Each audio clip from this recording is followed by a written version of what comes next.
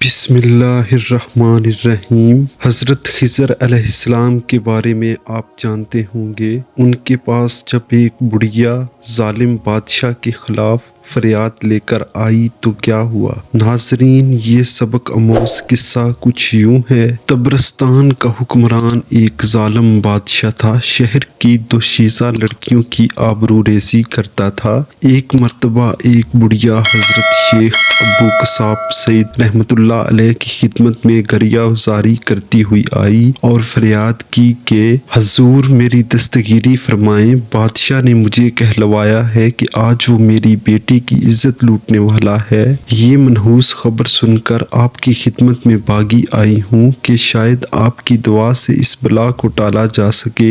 شیخ ابو قصاب سعید رحمۃ اللہ علیہ نے ضعیفہ کی بات سن کر تھوڑی دیر کے لیے سر جھکائے رکھا، اس کے بعد سر بلند کر کے فرمایا، بوڑھی ماں، زندوں کے اندر تو ایسا کوئی مستجاب الدعوات نہیں رہا، تو فلاں قبرستان جا، وہاں تجھے ایسا شخص ملے گا، وہ تیری حاجت پوری کرے گا۔ ضعیفہ قبرستان میں پہنچی تو وہاں ایک شکیل و رعنا خوشپاش نوجوان سے اس کی ملاقات ہوئی، جس کے لباس سے خوشبوؤں کے فوارے ابل رہے تھے۔ ضعیفہ نے سلام کیا اور جواب کے بعد نوجوان نے ضعیفہ کے احوال پوچھے۔ اس نے سارا ماجرا کہہ سنایا۔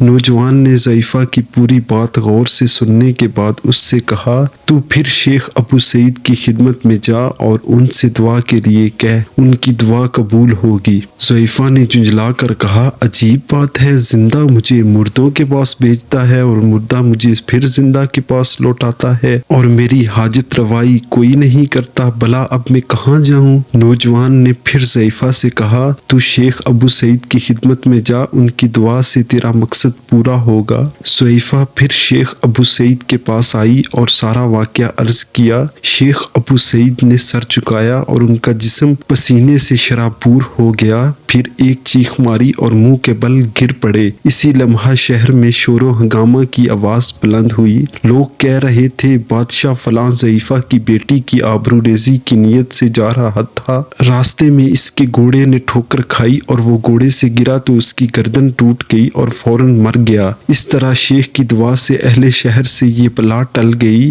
بعد میں لوگوں نے شیخ سے دریافت کیا کہ آپ نے ضعیفہ کو قبرستان کیوں بھیجا اور پہلے ہی آپ نے دعا کیوں نہ فرمائی؟ شیخ نے کہا، میں اس چیز کو ناپسند کرتا ہوں کہ میری دعا سے وہ ہلاک ہو، اس لیے میں نے بڑھیا کو حضرت خضر علیہ السلام کے پاس بھیجا۔ انہوں نے پھر میرے پاس بھیجا کہ ایسے پلید انسان کے لیے بد دعا کرنا جائز ہے۔ تاریخی واقعات ایک سبق کی مانند ہیں، جن سے رہنمائی حاصل کر کے ہم زندگی میں بہتر چیزوں کو سمجھ اور پرکھ سکتے ہیں۔ ناظرین، آج کی یہ ویڈیو کیسی لگی؟ کمنٹ میں اپنی رائے کا اظہار ضرور